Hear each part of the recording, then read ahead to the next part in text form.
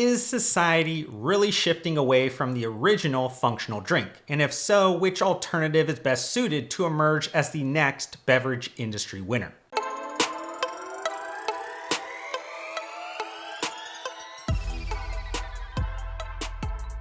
About 2 months ago, there was a Bloomberg article that noted alcohol consumption has gone into possibly permanent decline. And let me tell you, within the world of beverage industry pundits, that excerpt caused quite the tizzy. If you already believe the end of drinking was near, then sharing it became your confirmation bias badge of honor. Alternatively, if you believe the alcohol industry has bright days ahead, then you came armed with data insights refuting that the popular adult activity was on the decline. But as someone that has a more forward-looking, nuanced viewpoint, I've found this online debate to be particularly fascinating. While these data points hardly tell the entire story, it's contextually important to understand that the global wine production has dropped by over a quarter since all-time highs in 1979. Similarly, the amount of beer brewed worldwide has fallen about 3% since the categorical record was reached in 2016. Lastly, spirits and other alcoholic beverages consumption has decreased about 22% over the last decade. Yet, I'd argue this story of gradual long-term moderation isn't, for the most part, what's being passionately contested. Instead, the Bev-Alc community seems more argumentative regarding the key factors causing these declines and whether the pendulum of consumer behavior will eventually swing back. And to be completely honest, when analyzing this dynamic subject matter, you can easily get yourself more twisted than chugging a few of those tea-flavored FMB tallboys. So I'm going to streamline this content piece by acknowledging that generational transition and economic growth challenges are relevant, but largely focusing on interconnected underlying drivers that strengthened a few relevant consumer behaviors during the Great Shutdown era.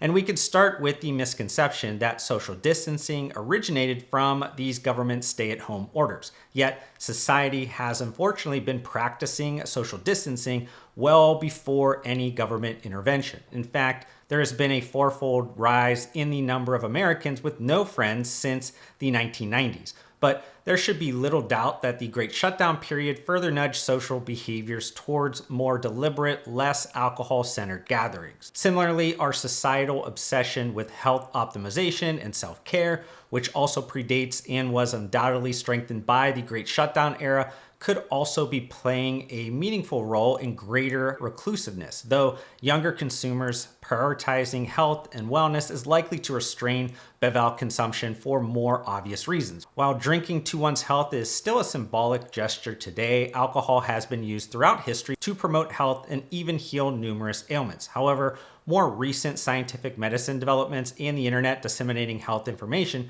provided alcohol drinkers with a more nuanced understanding of its mind and body effects. Furthermore, through real-time feedback loops provided by wearable devices, personalized health data is readily accessible concerning alcohol consumption occasions. But maybe the most obvious impact from consumers reevaluating what's good for them and growing more focused on living healthier becomes apparent when you consider the strategic lens that demand growth breeds commercialization activity. And since we also live in the age of the endless aisle, strengthened by the Great Shutdown era normalizing online grocery shopping, it resulted in expanded availability for more great tasting options across every non-alcoholic beverage category compared to any other point in our history.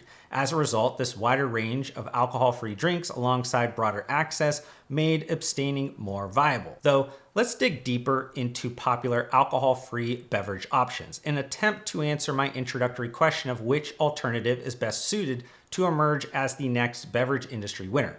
And maybe it's best if we initially align ourselves around my belief that beverages offering more than enjoyment aren't just a passing fad, instead a reflection of a deeper secular trend towards health-conscious consumption.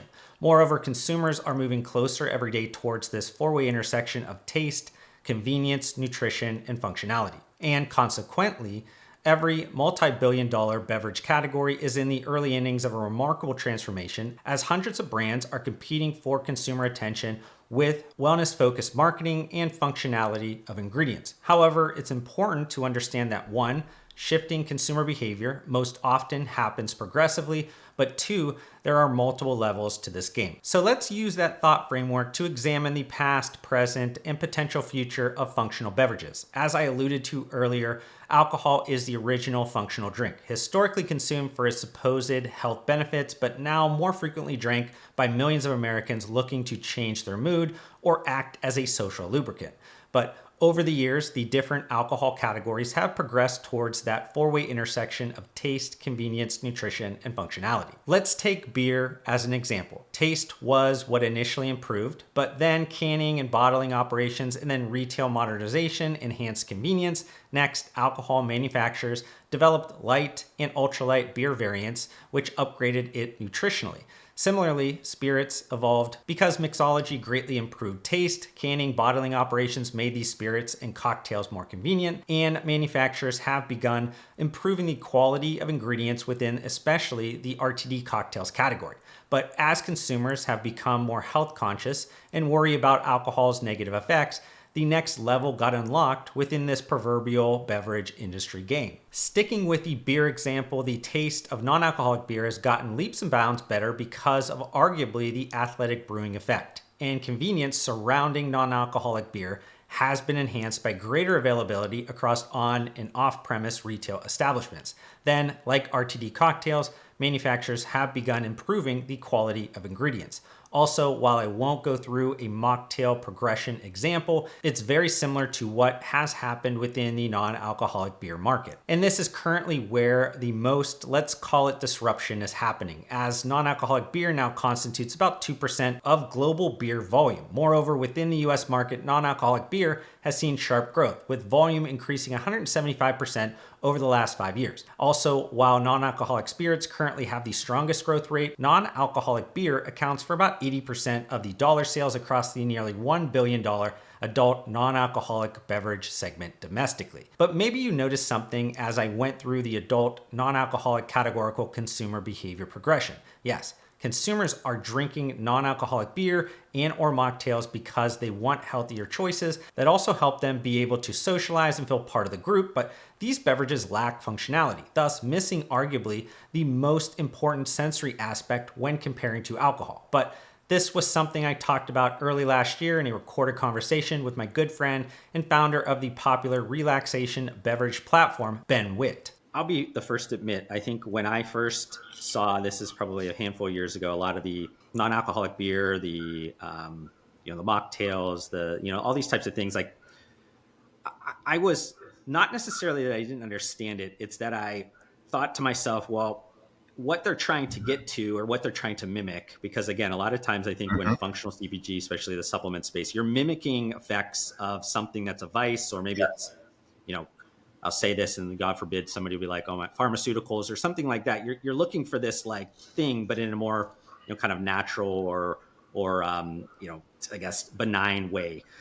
But when, if it was some of these kind of functional, euphoric, kind of nootropic drinks initially, I was like, well, I know what could be put in those beverages compared to a powdered supplement mix. And like people are paying up, god awful amounts of money at the beginning. And I was like, why don't they just mix a supplement up or whatever? Because again, like I knew these things existed, or I knew these ingredients existed in certain things, but it's not necessarily that the product or the ingredients existed. It's that the use occasions or when they could be appropriately put within a consumer's mind. Though the issue I was referencing involves consumers obviously wanting sensory, but the early startups offering functional alcohol alternatives lacking consistent, effective, and comparable experiences with alcohol. Similarly, the first wave of functional adult non-alcoholic beverages overhyped the sensory aspects of botanicals, adaptogens, and medicinal mushrooms. And this led categorical premium pricing strategies to feel unjustified against the lack of perceived functionality compared to alcohol. But while I think some of that still exists and is natural within nascent CPG categories, the second wave of functional adult non-alcoholic beverages have done a better job at one, lowering the sensory expectations through proper marketing communications, and two, understanding how to develop desirable products across the maturing segmenting marketplace. And in a report provided to the data insights company Spins last year, I stated that 2025 will go down as a breakthrough year for the functional adult non-alcoholic beverage category. What was the breakthrough I was referring to? Well, I believe the categorical stakeholders would start to fully understand that the post-work to pre-bed consumption occasion isn't a one-size-fits-all marketplace opportunity. And to help you visualize the customer segmentation, it's best to think about a matrix that has place of consumption on one axis and socialness on the other axis. But as you can imagine, a consumer looking for an adult non-alcoholic beverage to consume at home and alone would want different functionality than someone consuming these drinks at a bar with friends. And that observation should permeate bilaterally across the supply and value chain, as it possibly creates new tailored brand concepts, new product development, and new go-to-market strategies. Moreover, this reminds me of something I got asked during a recent BevNet webinar focused on formulating with nootropic ingredients, which was a question revolving around if I was seeing them, specifically cognizin, citicoline, show up in new emerging product categories. And though commercialization density oftentimes will happen around complementary categories like energy everything, certain nootropic ingredients like cognizin have tremendous potential in the functional adult non-alcoholic beverage category. So while chasing every trend isn't effective, ingredient companies should always be identifying meaningful consumer preferences, anticipating consumer needs, and positioning themselves at the forefront of category evolution when appropriate to drive sustainable growth. But I just wanted to end with some quick final thoughts. You might have noticed earlier that I totally sidestepped offering up my thoughts on the alcohol consumption trend debate. On the one hand, I absolutely believe that we are in the midst of a cultural shift in how alcohol is viewed. But on the other hand, I don't believe hedonistic behavior is going away anytime soon, especially as a large portion of society gets disenchanted with the world around them and seeks escapism. So then, are functional alcohol alternatives the ultimate disruptor? If the prediction timeline is decades into the future, I might be inclined to answer favorably. But in the near term, it's going to be an incremental success story. Mindful drinking and sober curiosity are two concepts that sometimes get used interchangeably but have nuanced differences that could impact total beverage consumption and commercial activity. Mindful drinking is about being present and intentional with alcohol consumption. For one person, that may be limiting yourself to one drink a night. For another, that may mean abstaining during the week and drinking lightly on the weekends. The scenarios are endless, from avoiding consumption completely, replacing with water, soft drinks, or alcohol-free beverages, or tempering consumption by mixing in non-alcoholic drink options at a certain tempo. Alternatively, the conscious exploration of a life without alcohol consumption is considered being sober curious. And since the late 1930s, after Prohibition, the percentage of US adults surveyed that claimed total abstinence from alcohol has stayed relatively consistent. So the growth in conventional and or functional adult non-alcoholic beverages isn't signaling the end of alcohol consumption. And that's because almost all of the adult non-alcoholic beverages market purchasing activity is currently generated by individuals that also drink alcohol. The increased popularity of mindful drinking will certainly create cannibalization of existing beer, wine, and spirits, but total replacement risk is extremely low right now. And by the way, those looking for me to comment on a certain green plant with mood-altering properties, I'm staying in a self-imposed embargo until federal legalization looks more probable. But just know, when that occurs, it will vastly affect this evolving adult beverage marketplace. But I hope you enjoyed the first principles thinking that went into my latest YouTube video. If you did, can you do me a favor by hitting that like button? That quick and free action helps YouTube know my content is worth spreading to more people. Also, we're getting really close to reaching my next subscriber goal, and it would be great if you join me on this journey. But to do that, we need to fix the fact that slightly more than 3/4 of you that are watching this video right now are not subscribed to my YouTube channel, and that hurts my feelings. Regardless, I want to thank you for giving me some of your attention and time, and I'll see you on the next one.